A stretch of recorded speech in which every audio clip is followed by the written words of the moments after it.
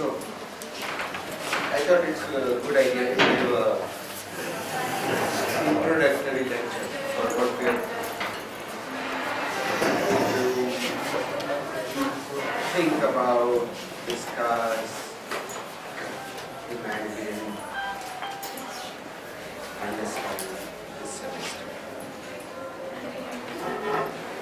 So, I'd say, let's put a question here. And the question I'll put first is, what is home?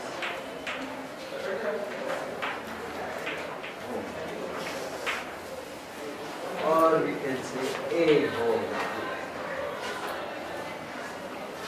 What is a home?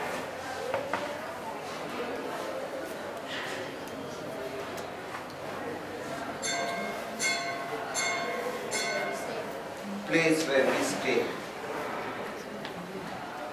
Okay. So one answer is place. Where we feel protected.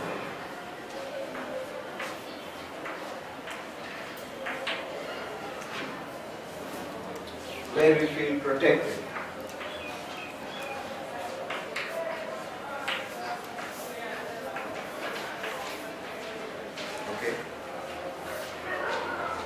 Happy. And why do you feel happy? Sometimes you feel unhappy, but otherwise normally you feel happy.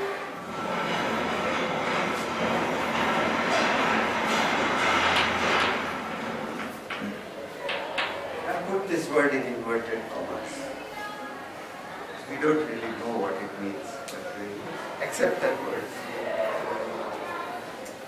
What is a place? Place where we stay means what? What shall we call a place where we stay? Can you, suppose you have a bench outside your house. Is it a place where you stay? So is the house the place where you stay? Is there a house? A building. So shall we say it's a, let's put a word here, house. You need a house.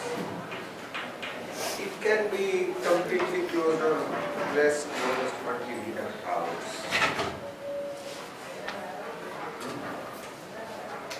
You need a house. What else is a place? What is a house? What is a house?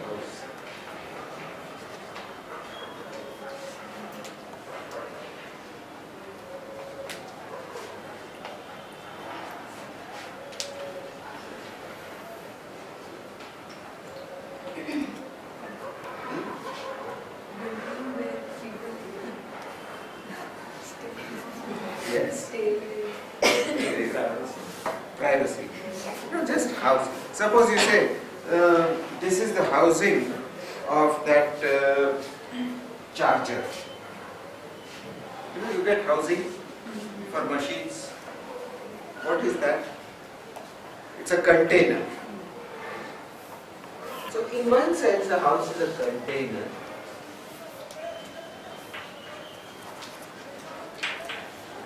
But human beings cannot be sort of put in containers which are fixed. Then they become coffins if you put them in that kind of container. So it's a different kind of container. How is it different? Huh?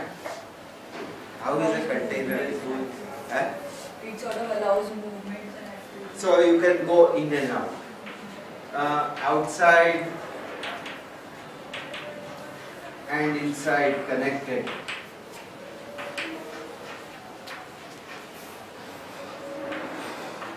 So it's not a completely closed, like it's not like a bottle that you open the bottle, put the human being in and close, and like a genie, and there it is. He's housed, or she's housed already. You don't say that. She's trapped. That's what you say. She's bottled. That's what you can say. But otherwise, a house is a place where you come in, go out, you can from inside, you can look outside, from outside somebody can try and see whether you are at home or not and knock the door, etc. etc. So inside and outside are connected. Who controls where is the connection? What is the connection? Who closes the door of your house?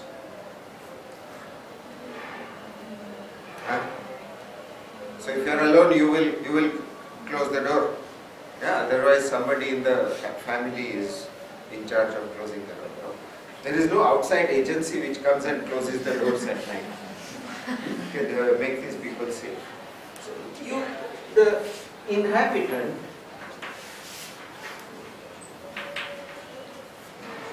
controls.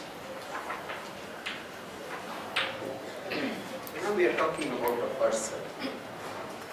Is it only one person or more persons?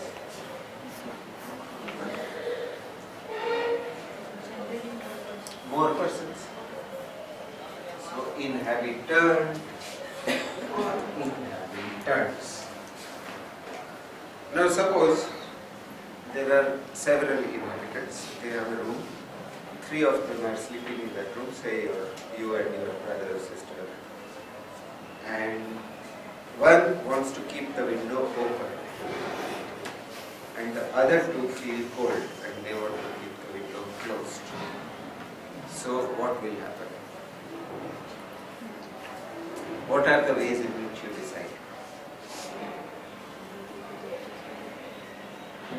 How do you decide? Majority. Okay, that is one way. So what is majority? It is a kind of custom that more people want this, therefore let us do this. It's agreed custom. What other ways could it be? Flip a coin. Flip a coin. So that means no person has a choice. It is by chance whatever comes. What else can it be? Maturity. Meaning what? Age. So it may be that age, the eldest decides or the youngest decides. Yeah, the youngest has to be given whatever she needs. Yeah. So it could be age, it could be gender. So customs of decision making.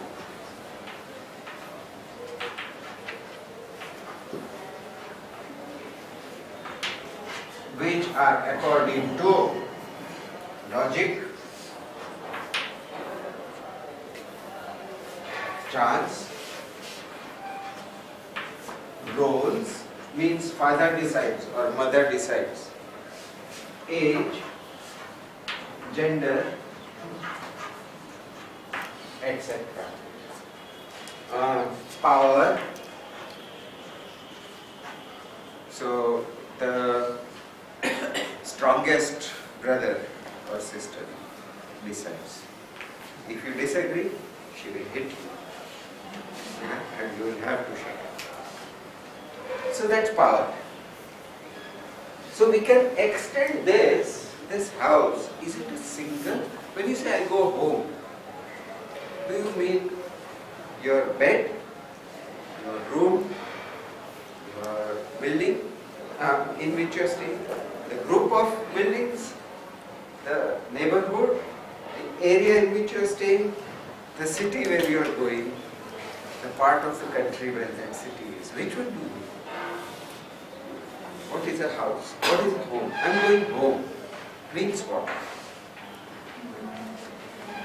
I suppose you have gone to Russia and then you tell your Russian friends, now I am going home. So they will say, I am going to India. Huh?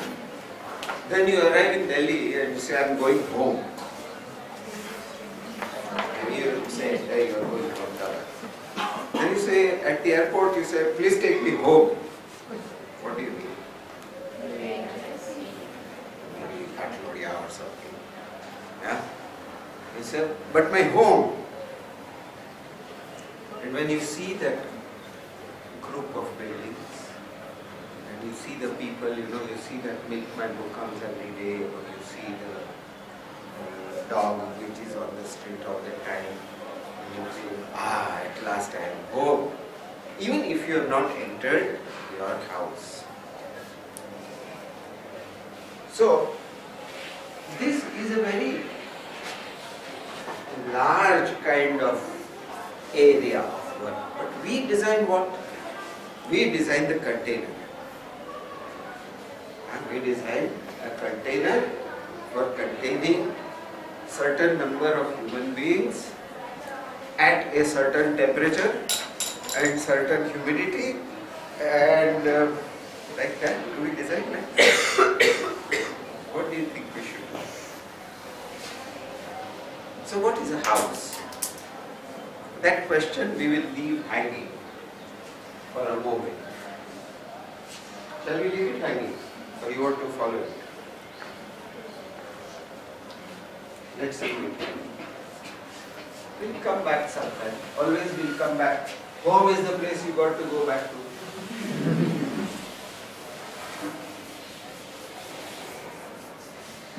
Alright. We were talking about place.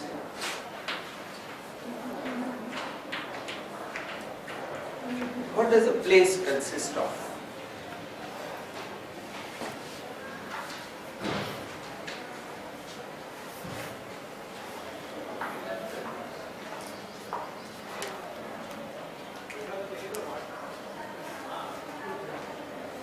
What does a place consist of?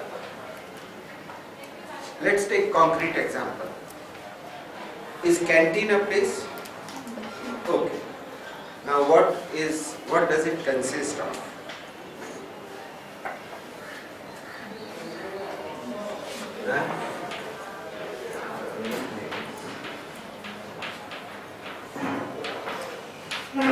Say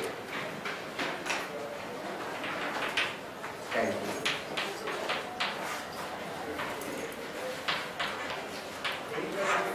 So what does it consist of? First you will say what?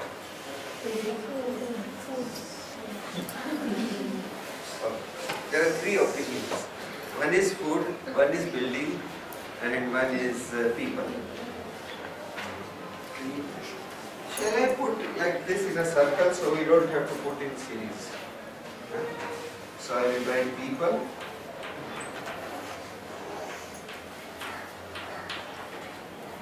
food, building,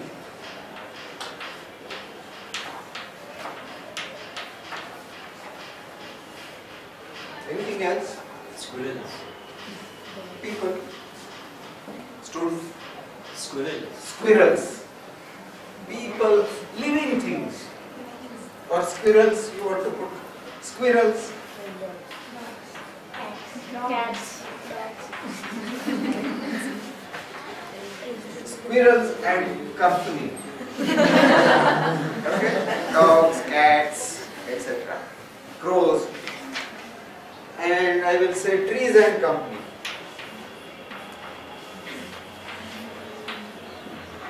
Shall I put it that way?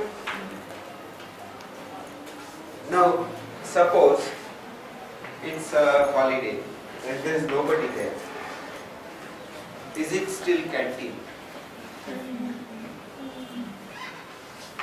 So what makes you say, suppose there is no food there. Is it still canteen? Huh? If tomorrow the food is going to come and these people are going to come, then it's still canteen. But let us say 100 years have passed. And now, building and squirrel and trees and all are there. There is no cooking going on. You know it, you can observe it over many days. Is it still canteen? No. Then it is a building. Andher. Huh? Now let's cover up some other things. Suppose these things are not there. Is it still canteen? Is it canteen or is it a picnic? Or is it a, it could be anything. It could be a dining room. It could be Larry. It could be a mess. Okay, let's say we cover these two. Now this is a very, very interesting exercise. You say you try removing something, does it still remain the same or does it change? And in what way does it change? This is one of the ways in which we can imagine different futures. By adding, it's difficult to imagine. But by removing, it's much easier to imagine. So now, suppose you say, let's remove these two. Is it still a canteen? It could be, but it might be a warehouse, store, supermarket, something. So a canteen is a place. What is happening there? Is it a place? If something is not happening there, is it still a place?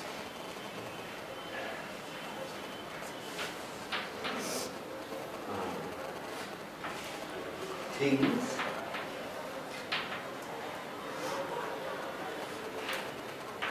processes. So suppose there is a building built, trees are there, squirrels are there, dogs are there, everybody is there, people are there. There are food is lying there, but nobody is eating it. Neither the squirrels, nor the dogs, nor the human beings are eating the food. No new food is being made. Nothing is happening. The human beings are sitting. Squirrels are also frozen. Food is frozen. Is it a canteen? What is it? It is a picture. It is an image. It is a replica. So until processes happen, places cannot be. A place is both things such as this. Things in certain combinations and proportions, and events which are happening or processes which are happening. That is a place. Suppose I come to Ahmedabad and everybody has stopped speaking Gujarati, but they are speaking Japanese. Will I call it Ahmedabad anymore? Huh? Or I go to Trichy and nobody makes idli there. They only make pizzas and pani puri. Will I call it Trichy? It's difficult. It won't be the same place. We say that, no? It won't be the same place if you do that. So a place collects. Place is a set of physical things. It is a space. It is a location. It is buildings. It is trees. It is nature. It is water. It is animals. All of that is there. And to that are connected certain patterns of events.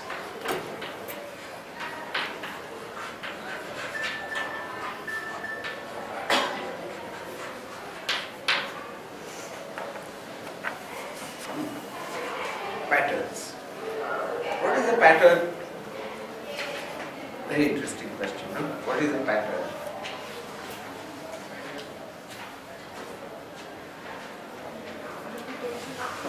Yes.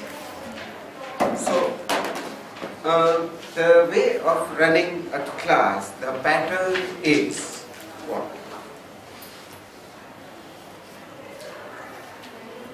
Everybody comes into a room.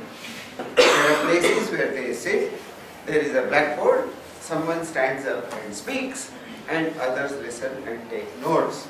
That is one pattern of having a class. It's a pattern. Every day it happens. Slightly different. Maybe my class is different from Juser's class or Roma's class or Ayaz's class. But the pattern has some commonalities. It's a pattern.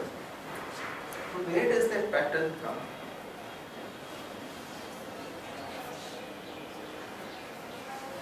How do patterns come about and how do they persist? Or from where do they come first? From our ancestors. From history. From history. From earlier experiences. Right? So, somebody wanted to tell somebody how to build a house. So they started telling. And so because then they wanted to tell more people, then it became a class. And then that was thought that yes, this is a good way of doing it. Let's do it like this. So it became a pattern, an established pattern. That has to do with history.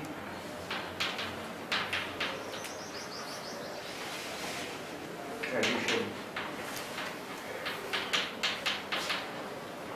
But how did they start? The first person who started wearing clothes. Response to nature. Yes. Like what? When he felt cold. Necessity. Okay, so that's very easy.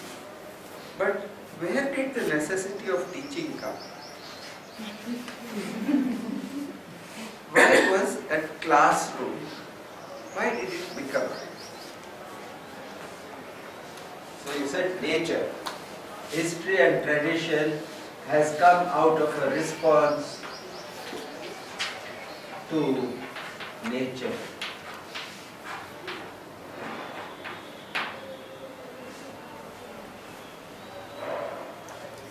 Do squirrels call each other brother and sister if they are born from same mother? Do you think they do that? Do you think some squirrels know kya tumhara kaka hai? Do they say uncle? No, they don't say uncle. No squirrel tells the other you are my teacher. Maybe not, I don't think. Right? So how come that human beings, if we are saying that this history or tradition started as a response to nature, out of which a certain pattern came about, what was the response to nature when we talk about something so abstract as a teaching pattern?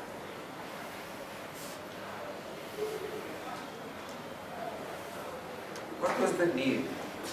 I think you are quite clear that there was no need really to teach or have classrooms, which you might be well, might be right. But still, I have my role and you have your role, and we are investigating this tradition, which we believe all traditions must have been a response to some conditions. Let's say not nature alone, conditions.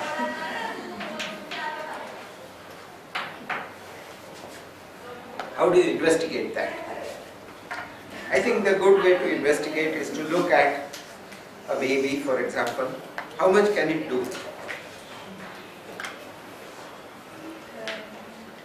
Can it find food for itself? So then, when it is small, then food is given. But then it grows up. How does it learn to find food? Observe it. How does it know that this is food and this is not food? Say we consider that rats are not food, but in some cultures they eat rats.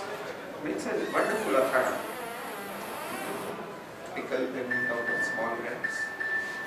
There's pink ones, small baby ones. You can pickle them and they're very tasty, I'm told. But you would not eat it. Why?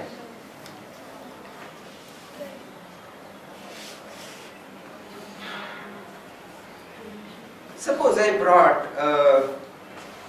let's say, a new kind of animal or a vegetable. Let's say I brought some leaves from somewhere. I said, eat this. What will you do? First I'll ask what it is. If it's new. First of all, you'll look at it and sometimes you will like the look of it. Yeah, some fruits are very attractive looking and you feel like eating them. Some are not. But why has he brought me this thing? Then, once you are attracted, you still think, is it safe or do you think it might be poisonous? That is second step. But early there is a response. From where has that come? Eyes. Huh? Eyes. Eyes. But how did the eyes decide that this is good and that is bad? From past experience. Past experience, but you have never seen that food before. But what you have seen in past, so you Then you decide. Go deep into it. Is it like that? What you have seen in the past, but you have never seen this thing in the past. Suppose I bring a bright, what do you call it? Luminous, fluorescent blue plum. It looks like a plum or a mango. Mango, it is a mango. Fluorescent blue mango. I give it to you. It is sort of, if in the dark it will shine and otherwise it will look like one of those, you have those purses and various things which are made out of that kind of thing. It looks like that. Will you eat it? You cut it and inside it is a sort of dirty brown color. Will you eat it? Why not? There is no reason why you should not eat it. If I put it in certain light, it will look grey. All colors will look grey. So then you won't be able to decide. But these colors, I cannot eat a fluorescent blue. Why not?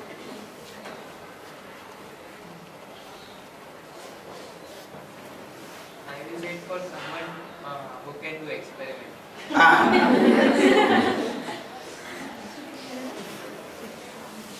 Do you think that from your childhood you have built up a certain idea of generally food and what it is like? When you are eating, for example, chop, you must have eaten. Your mother says, "Nahin, shukar hai." Take it there. Or you're eating you're trying out some mud, Very tasty actually. But you are prevented. Or I had a nephew, whenever he saw a snail or any insect, he was just crawling at that time. So he would pick it up and try. The mother had to tell him, don't do that. So over a period of time, every culture develops a certain vocabulary of food, not food, good, not good, etc., etc., etc. And that comes back to that customs that we were talking about in the family. Who decides, when it is decided. So we have, in response to nature or conditions, the baby. Human babies are so weak or untrained that they have to have teaching. First by observation, then it's too slow for that to happen.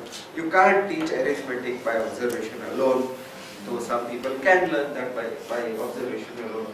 But mostly you need some kind of, you have to teach them. And then it's too uneconomic to teach 1-to-1. So you have 20-to-1 or 40-to-1 or 150-to-1 or whatever. And from that early, that the human being needs to be taken care of, to be taught, or to learn, and therefore to be taught. And systems, cultures are ways in which they transmit knowledge from one generation to another. From this, whatever was their response becomes a tradition, which becomes a pattern of events, which is a process, which combines with certain kinds of things to become place. Wonderful. Yeah? Equation complete. Now let's look at it a little bit different. Is this fine? You understood this? Actually, this subject is like that. You can approach it from any direction and you will find some thread. You can follow that thread, then leave it, then go to another thread. Leave it. Don't try to get to the bottom of it and have final conclusions. That is the worst way of learning. Best way of learning is not to know anything. When your eyes are open, you are curious, and you will find out. Oh, already it was going quite well.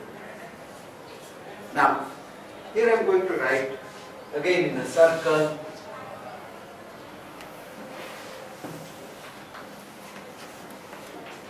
Now some difficult words.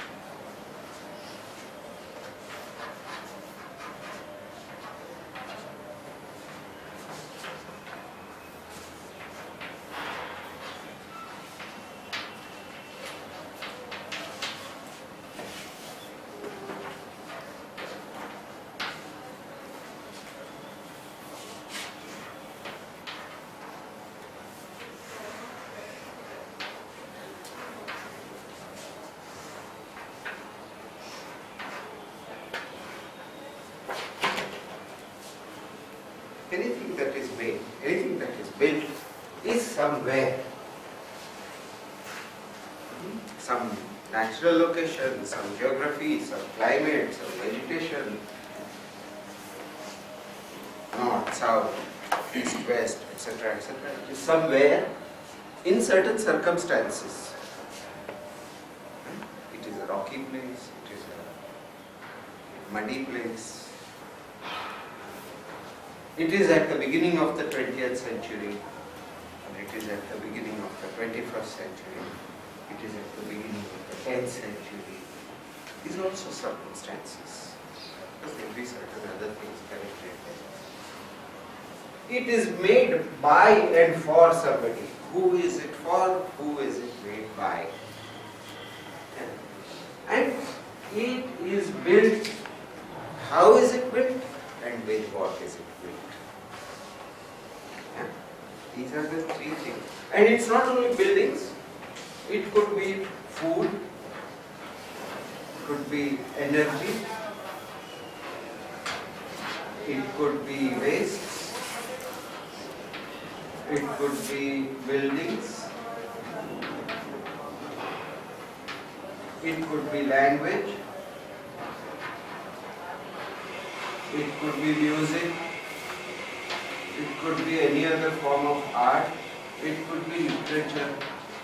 Any human product or any human activity that you can think about is happening in the middle of this circle. One thing you change, somewhere and whatever you are doing changes. Suppose we say, let's take, what shall we take? What do you want to take? Language. Oh, you want to take language? The most difficult one. So suppose I change technology, will language change?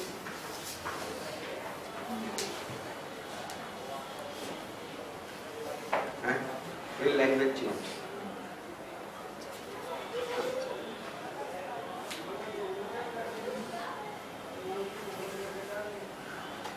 Yes? How will it be? Language is not just what we speak. It can be in the form of. But suppose we say, we are going to say about what we speak and what we write. Will it change?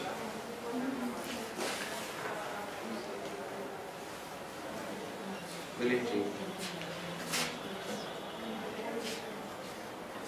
Do you write SMS language? Huh? Is it different from how you talk to your grandmother? Will you send her an SMS? Will she understand an SMS? Does she know how to check the SMS? She might, but many of them do now. But let's talk about great-grandmothers maybe. Go back a little now. So, you might find when printing came, for example, the whole world changed. Because previously you could tell stories.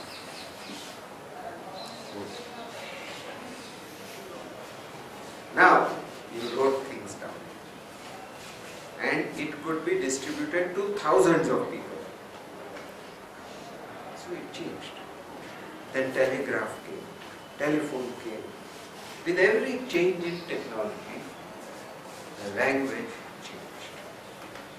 Some even believe that, for example, in India, we used to speak a very different kind of Gujarati before the coming of the railways.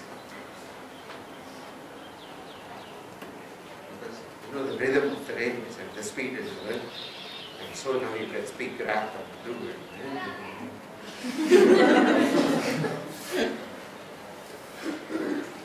But it might be that horse riding already had a certain, if you heard these Saurashtra, what are they? Kathiawad, those barots who speak stories. And the language is like horse riding. That's how they speak. So, the technology may have an effect on language. Do you think context will have an effect on language? Say we are here and we go to Mehsana. Will the Gujarati change? Why will it change?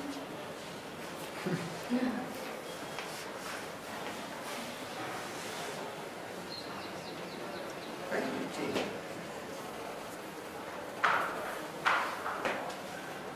Well, people in talking to each other, they start using certain pronunciations and then they get used to those pronunciations and then everybody speaks like that and it continues and it develops and more and more and more. So those who are in one place, they hear more of their own people. So, all that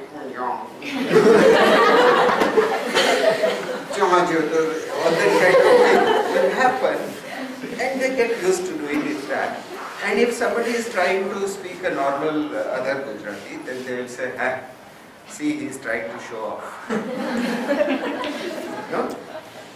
If you go to Kathiawad and they're singing along, and then somebody who speaks in Gujarat, Ahmedabadi Gujarati, Kathiawad is Gujarat. It will happen like that. So language gets connected because of the continuous association of people in a particular place to each other, listening to each other, talking to each other, and certain slang words coming which other people don't understand, all of that. So, context change might mean language change. Who? Does it mean change? Let us say I talk, then Sunil Bhai talks, then canteen man talks, and then Hirya. You remember Hirya? He talks. Will there be a difference? We are all speaking Gujarati. Will there be a difference? Why will there be a difference?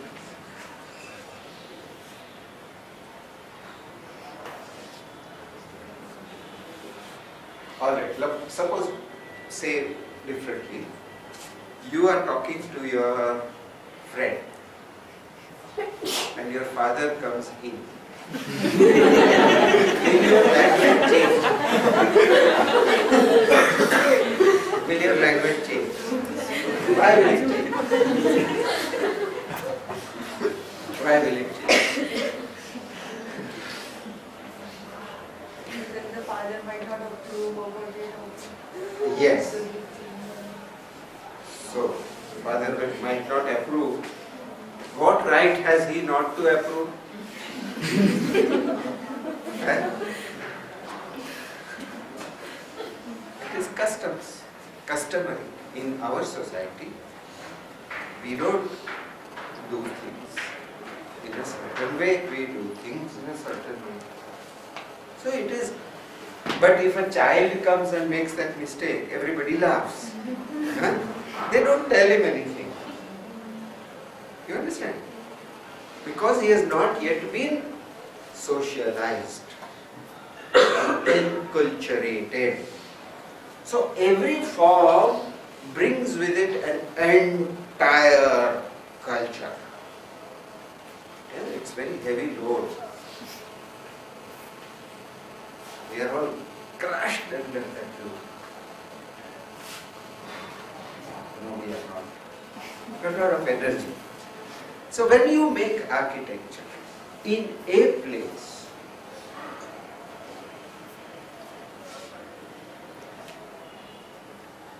for someone, even if this changes, these two are still there. Suppose this changes, but the technology and society remain the same. So you say there are Gujaratis from Ahmedabad using brick and wood, and they are still very conscious of the fact that they have a tradition. They go to New Jersey and they build a temple there, a Haveli temple. They will build it as if it looks like in Ahmedabad. Isn't it? So, in order to continue any of these things, but even otherwise, any one of these changing will still carry a certain connection to the well-established. Because what happens? You do something, then everybody starts doing something. Then it becomes a custom. Then in order to facilitate that custom, you lay out your streets like that. Then in order to facilitate that, you build buildings like that. And in stone and wood and solid things which can't be moved around, the whole culture becomes condensed. When you want to change something, it is not only, it's not so easy. Suppose tomorrow you say that I don't agree with all these clothes and all these things. These are human constructions which are completely useless. Our climate is very good. There is no need for any human being to wear clothes. We are going to start a nudist colony. And I don't care whether you agree or not. From tomorrow I'm not wearing clothes. Suppose I say that. Suppose I suddenly said that and I started doing that. What will happen? What do you think will happen? Suppose Chhaya, Dean Chhaya, takes it into his head that these are according to his total understanding of human existence on earth, is unnecessary to wear clothes. He comes like that, then what will happen?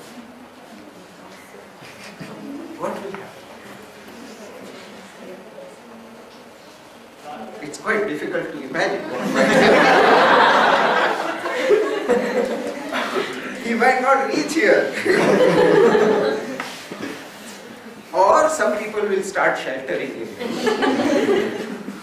Something. So, when we say that we are going to make something new, architecture is an original activity, an action creating original new forms, then we are not necessarily talking only about the shape or the look. We are talking about fooling around with some of the relations which are inscribed into architecture. Okay? Architecture is an inscription, writing in, inscription of certain ways of belief in society. Yeah? When we change that, we can change it blatantly and shock somebody.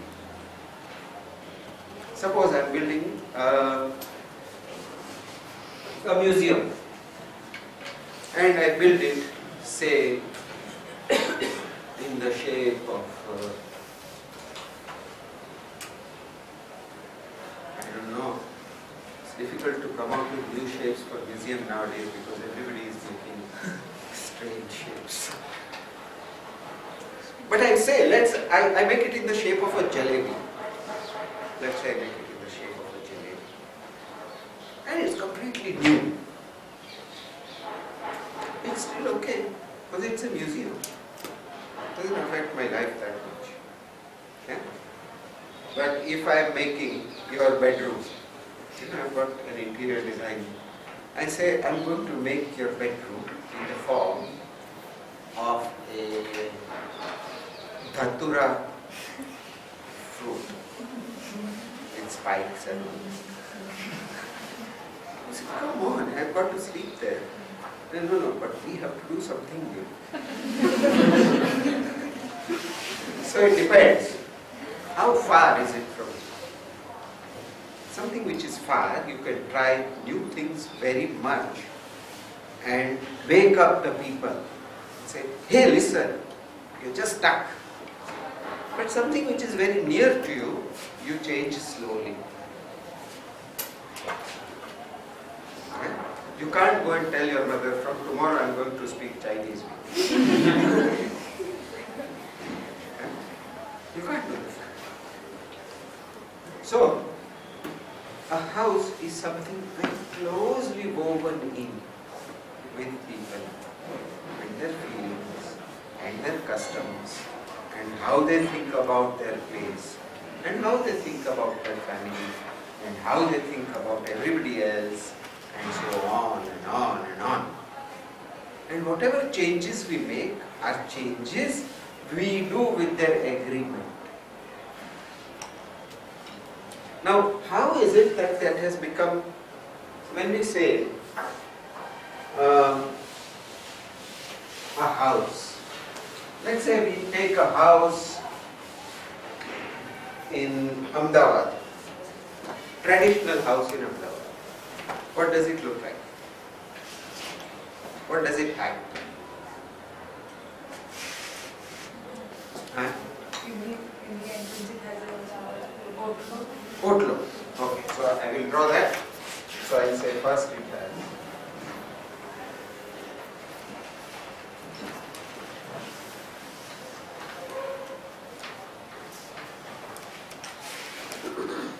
like that. Okay, then what does it have?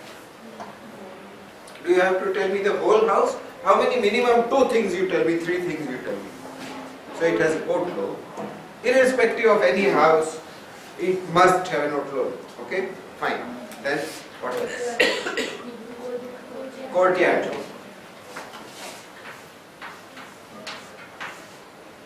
Parallel walls? Or long house? Long house. It can have anything else, but these two, in certain kind of relationship, will make it an Ahmedabad house. Now I find another long house which is, say, in Nalur. What does it have?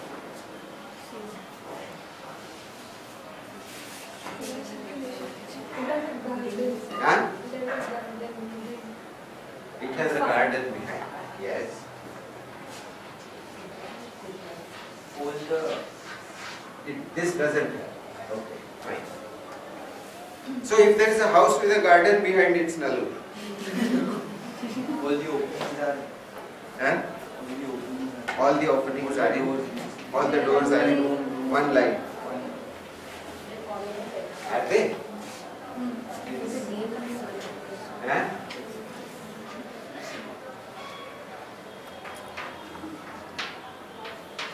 Like that. Then its courtyard will be long and thin. Can I put something like that? I said, what do I call these two? This is a something Ahmedabad house. This is a this is a what? Typical.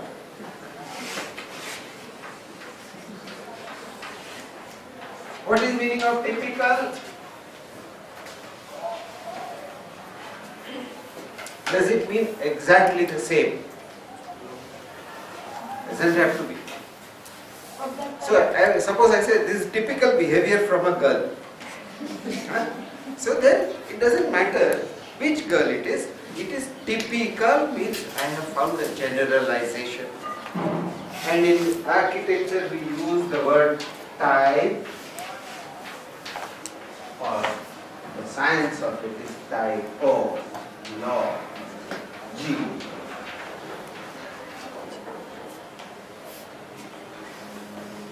So over a period of time, people have found a good way of doing things, and they have concretized it in certain kinds of ways of making things, say houses. And so then you have a typology which has developed. A typology has developed in Ahmedabad, a typology has developed in Trichy and the area around it, and so on and so forth. That typology will have developed out of the experience of nature, out of the experience of conditions, out of the customs that human beings evolved in order to be able to operate nicely in that natural environment, out of the kinds of work that they learned to do, out of all the cultural forms that they developed, language, literature, this, that, energy, water, all those things, how they started doing things. In order to tune those, they needed to make a house like this. This is what evolved as a type.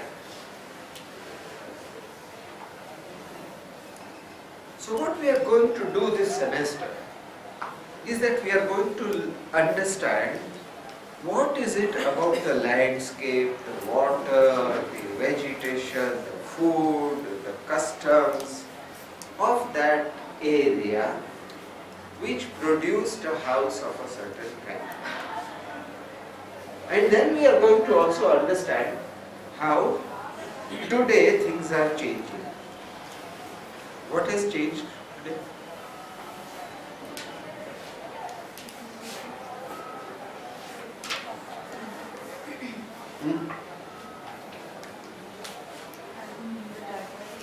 No, generally in a place such as Trichy and Nallur and so on, what has changed? What did you see which you thought is a change? Must be a change. Facade. Yes. Were they speaking English before? Okay, so that might be one change. Were they using bicycles before? Did they have Scorpios? BMWs? Did they have steel industry? Did they have railways? Did they have mobile phones? Did they have relatives somewhere else? Did they know how when you mix sodium hydroxide and hydrochloric acid, you get sodium chloride?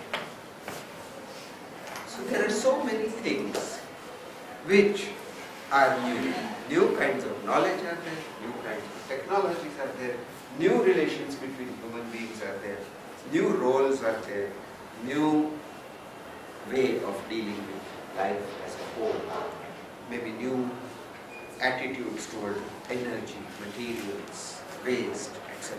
are also there. And there are questions that people are asking about customs, that why should we have a society like this? Or why should girls not be allowed to do this?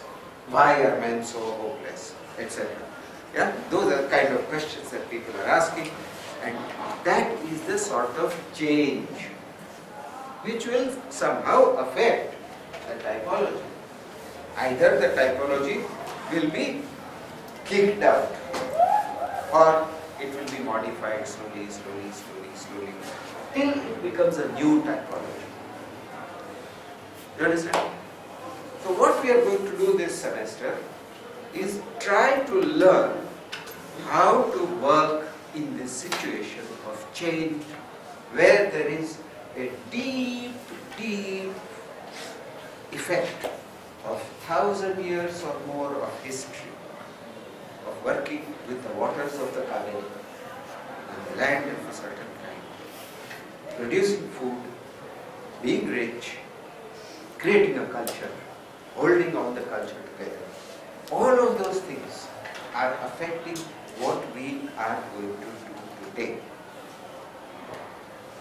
Not that you should feel scared and say, now I can't do anything, I have to do like them. Maybe you can do slightly different, maybe it's quite different. But this is the background against which you are going to work. Now in the next lecture, I think today is enough,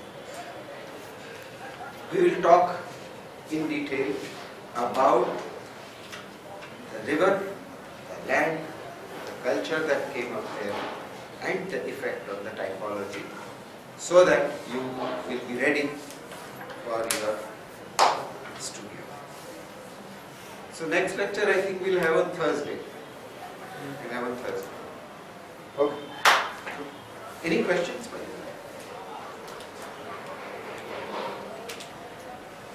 And no questions.